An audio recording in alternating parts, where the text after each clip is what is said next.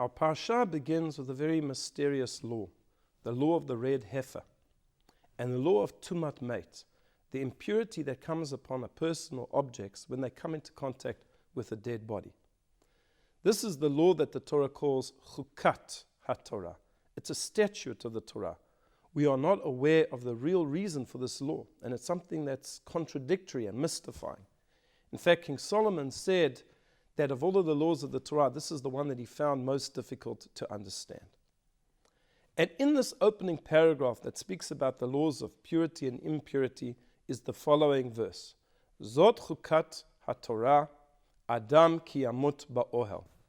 This is the law of the Torah when a person dies in a tent. A tent meaning a room that is covered by a roof.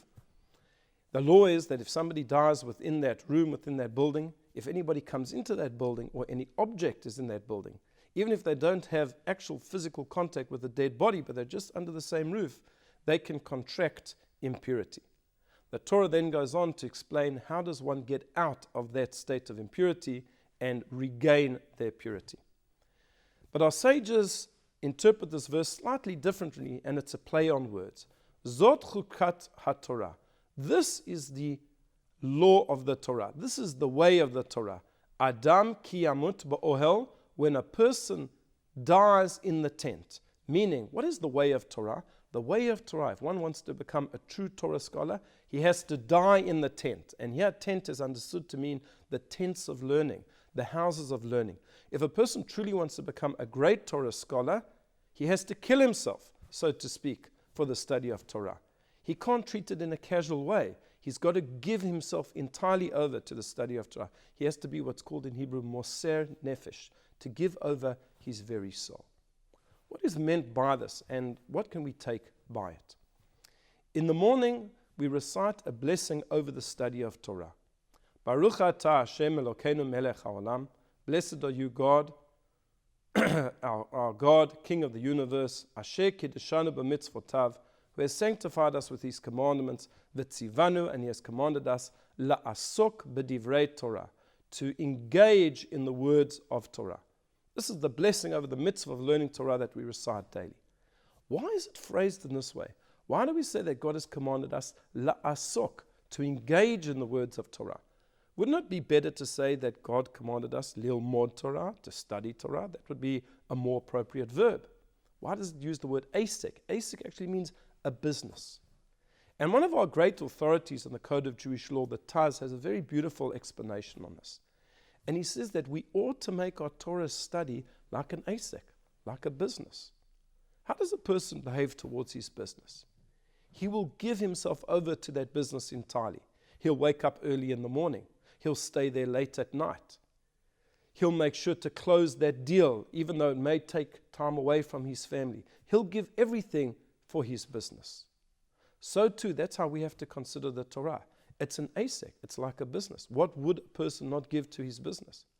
So too with the Torah, you can't treat it in a casual way. If you have an appointment to learn with somebody, if you have a shiur to go to, you keep that appointment in the same way that you would keep a business appointment.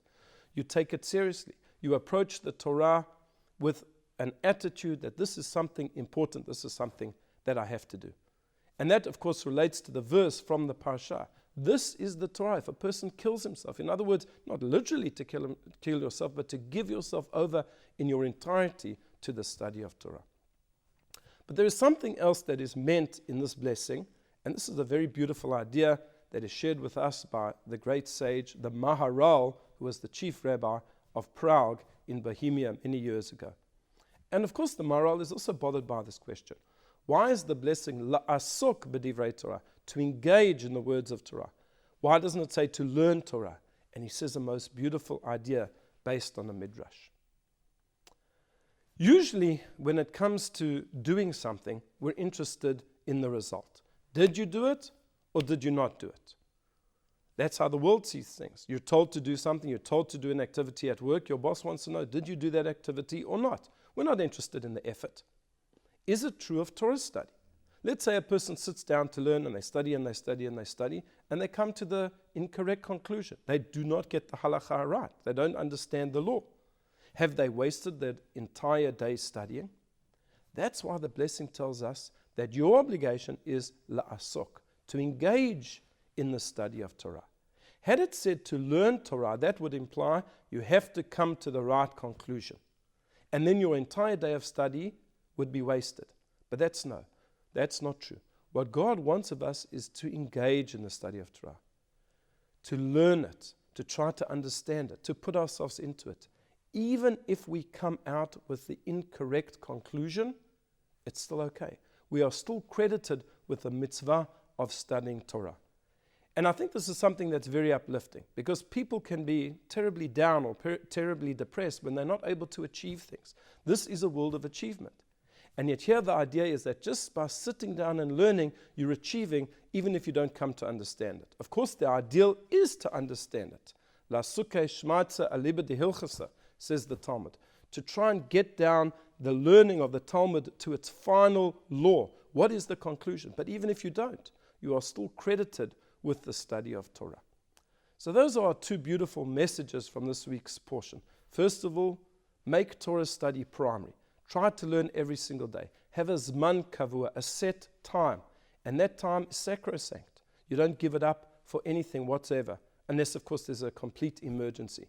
A person gives his life to the Torah in the same way that he should give to his business. And secondly, don't worry if you come to the incorrect conclusion. Just engage in the study of Torah. Make it your interest. Enjoy it. And God will credit you for that asek, for that engagement in the Torah study. With that, I wish you a Shabbat Shalom, and may your Torah studies be enjoyable and engaging.